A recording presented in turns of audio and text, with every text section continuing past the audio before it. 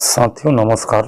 Technical S4 channel पर मैं Rajendra Shah advocate आप लोगों का फिर एक बार स्वागत करता हूं। साथियों, सहारा इंडिया के सभी रीजनल ब्रांच हैं, उन ब्रांचों में सहारा निवेशकों के डिफिशियंसियों को दूर करने के लिए सूची भेजी गई है। सभी ब्रांचों में ये सूची भेजी गई है। इस तरह से जोन वाइज भोपाल जोन जैसे ये है, बढ़न बिननगर सेक्टर वाइज, और उसमें जो कमी है उन कमियों को दूर करने के लिए ये सूची भेजी गई है। इसमें अंतिम में अमाउंट भी लिखा है 20,000 से अधिक, बराबर या 20,000 से कम। ये निशान बने हैं। इस निशान के हिसाब से ये 20,000 से अधिक है, यानी कि जिनका 20,000 से अधिक है उनका भुगतान तो नहीं होगा, लेकिन फिर भी जो डिफिशियंसी है, ये डिफिशियंसी के जो मैसेज हैं इनको दूर किया जाएगा। इस तरह से ये सूची सभी रीजनल ब्रांचों में सहारा के द्वारा भेजा गया है। लेकिन सबसे अहम सवाल कि आखिर यह सब जो किया जा रहा है, सरकार के द्वारा किया जा रहा है, उसमें मैं मानता हूं कि उसमें बहुत वरिष्ठ लोगों की कमेटी बनी है। सुप्रीम कोर्ट के रिटायर्ड जज हैं, ये अपने एमिकस क्यूरी यानी न्याय मित्र हैं, उनके निर्देशन में ये कमेटी बनी है। सरकार आखिर करना क्या चाहती है? क्या सरकार को थोड़ा भी सेंस है या नहीं है? ऐसा प्रतीत होता है कि सरकार सिर्फ गुमराह करना चाहती, क्योंकि हम इसके पहले भी कई बार वीडियो बना के सरकार से निवेदन किए थे, और वीडियो के माध्यम से मैंने पत्र भी लिखा था सहकारिता मंत्रालय को। अब पत्र में मैं निवेदन किया था कि चूंकि आप सहारा निवेशकों के, जो सहारा निवेशक आज गरीब हैं, दर दर की ठोकर खा रहे हैं, उनको आप ये पोर्टल के माध्यम से जो भुगतान ले रहे हैं, पोर्टल में फिर वो 100, 200, 500 रुपया जमा करे, तो माने जो भी जमा करेगा फॉर्म, वो ऑलरेडी पैसा तो लेगा, अपना मेहनताना तो लेगा, फ्री में तो करेगा नहीं। फॉर्म स्कैन करना है, नाम गांव भरना है, सारा चीज करना है, फोटो स्कैन करना है। तो ये खर्च न करके आप ये क्लेम की प्रक्रिया सहारा ब्रांचों के माध्यम से करवाएं। सहारा ब्रांच में एक आवेदन लिख के दे निवेशक। वैसे भी सहारा ब्रांच में ऑलरेडी सारा डाटा है ही सहारा के पास। सहारा ब्रांच हो गया, सहारा फ्रेंचाइजी हो गया, या सहारा रीजनल ऑफिस हो गया, रीजनल ऑफिस, सेक्टर ऑफिस जो है उनके पास तो उनके फ्रेंचाइजी कोई भी डाटा है। तो जिनका क्लेम पूछ गया है उन क्लेमों को सहारा इंडिया वेरीफाई करके सीआरसी को भेज दे, और सीआरसी वहां से पेमेंट कर दे। तो इससे निवेशक जो खामखा परेशान हुआ, खामसा आज भटक रहा है, उसकी परेशानी कम हो गई होती। अब प्लस जो उसका खर्च हुआ वो खर्च भी बच गया होता। लेकिन इस चीज को न तो सहकारिता मंत्रालय ने माना, और न ही उस समय के जो आंदोलनकारी थे, बहुत सारे आंदोलनकारी भी संस्था जो काम कर रहे हैं, उन लोगों के द्वारा भी विरोध किया गया। नहीं नहीं नहीं, सहारा के माध्यम से हम भुगतान नहीं लेंगे, सहारा के माध्यम से। अरे हमारा कहना था कि आप सहारा के माध्यम से भुगतान मत लीजिए, भुगतान आप सीआरसी के ही माध्यम से लीजिए। लेकिन जो अभी ये मगजमारी चल रही है, जो ये परेशानी आ रही है, ये परेशानी बहुत पहले ही दूर हो गई होती। और ये 9 महीना का समय विधि जो दिया गया है, या सहकारिता मंत्रालय के द्वारा जो 45 दिन बोला गया था, 45 दिन नहीं बल्कि 15 दिन में ही लोगों के अकाउंट में पैसा आ गया होता। क्योंकि शुरू दिन से ही सहारा ब्रांच के द्वारा अप्रूव करके सूची भेजना शुरू हो गया होता। अब सहारा ब्रांच जो सूची भेजते, उस ब्रांच के हिसाब से सीआरसी को सिर्फ पैसा ट्रांसफर करना था खाते में।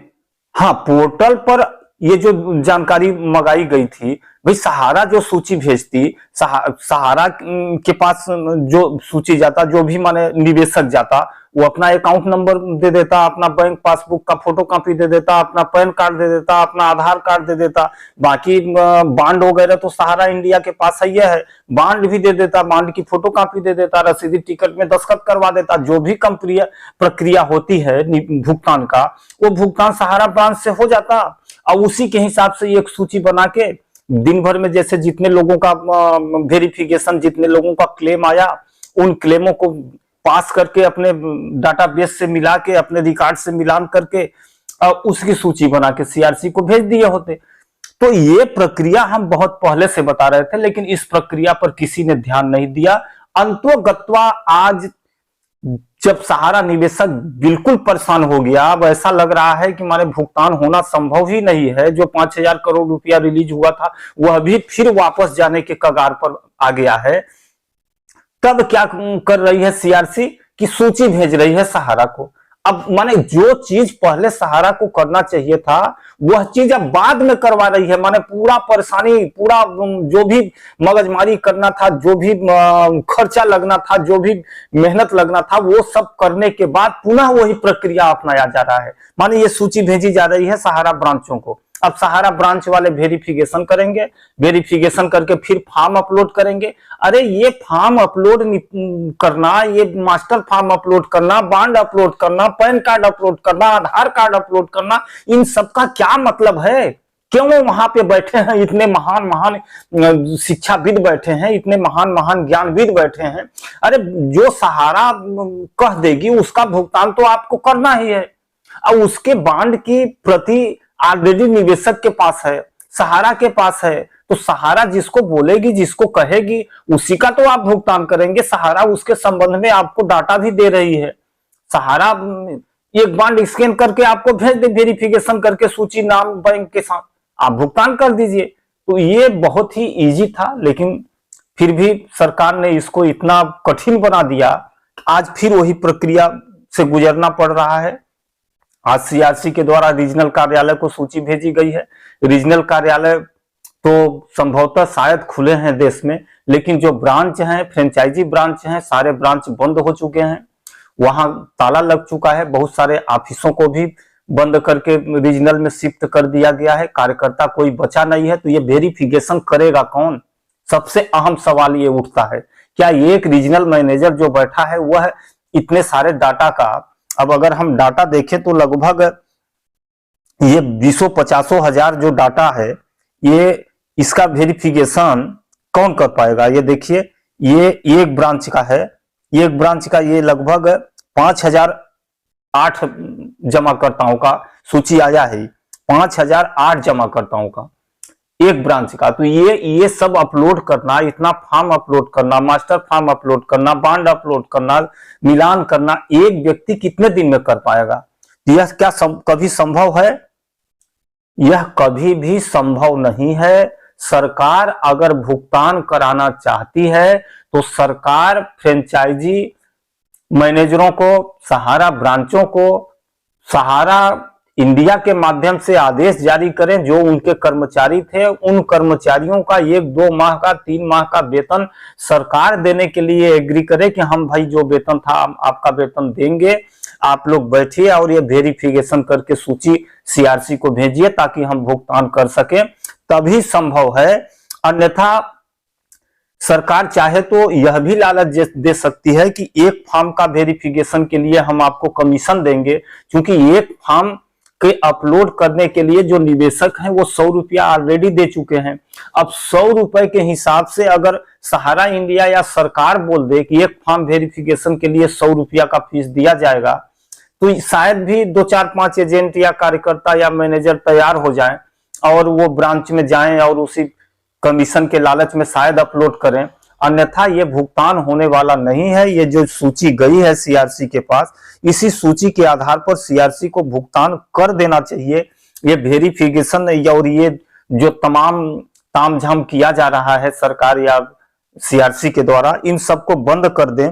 इसमें सब लिखा है, नाम लिखा है, डेट लिखा है, गांव लिखा है, पैसा लिखा है, 4-4, 5-5 उसमें मेंबरशिप नंबर लिखा है, अकाउंट नंबर लिखा है, मोबाइल नंबर लिखा है, सारा चीज लिखा है, अमाउंट लिखा है। तो उसी के आधार पर जो देना है वो दे दे। अब जो जिनका अगर नहीं होगा, रियल में नहीं जमा होगा, बाद में कोई शिकायत फिकायत आता है तो उसको तिहाड़ जेल भेज दो, उसका जमानत कभी मत दो, उसको माने जमानत का प्रावधान मत कर दो कि अगर कोई गलत इसमें क्लेम करता है तो उसके जमानत का प्रावधान ही नहीं, माने एक अलग से नियम बना दो। तो इस तरह से करके आप निवेशकों को परेशान मत कीजिए। आप ऐसा विकल्प अपनाइए ताकि निवेशकों का आसानी से भुगतान हो सके। जिन चीजों को पहले से बोला गया था, जो आसान था, काफी आसान था, अब तक में सारा चीज हो गया होता, उस चीज को किए नहीं, अब पुनः उसी चीज पर लौट कर आ रहे हैं। सारा प्रक्रिया होने के बाद पुनः वही प्रक्रिया से चालू करो। यानी कि ये तो कुल मिला के ये प्रक्रिया ऑलरेडी इसी तरह से चलती रहेगी। इस तरह से मेरा पुनः इस वीडियो के माध्यम से मैं सरकार तथा सीआरसी से निवेदन करता हूं तथा सहारा प्रबंधन से भी निवेदन करता हूं कि अगर इस तरह से सूची जो आई है, अगर आई होगी तो आप लोग थोड़ा सा मानवता के नाते अपने सभी फ्रेंचाइजी ब्रांचों को ओपन कराएं और जो कर्मचारी हैं, जो एजेंट हैं, जो आप लोगों के समर्पित एजेंट थे, उन एजेंटों को बुलाएं और ये जो मास्टर फार्म और ये जो अपलोड करने के लिए सीआरसी बोल रही है उनको थोड़ा तत्परता से अपलोड करें, ताकि जो निवेशक बेचारे परेशान हैं, उनके पैसे के अभाव में बहुत सारे अति आवश्यक कार्य भी नहीं हो पा रहे हैं, वो उनका आसानी से संपन्न हो सके। साथियों, इसी बातों के साथ मैं अपनी वाणी को विराम देता हूं, लेकिन मैं आपसे एक निवेदन भी करता हूं कि इसको अधिक से अधिक शेयर करें, ताकि लोगों को कुछ तसल्ली हो और सहारा प्रबंधन भी इसमें जागे और सरकार भी इसमें कुछ थोड़ा सजग हो। साथियों, तब तक के लिए मुझे आज्ञा दीजिए। नमस्कार।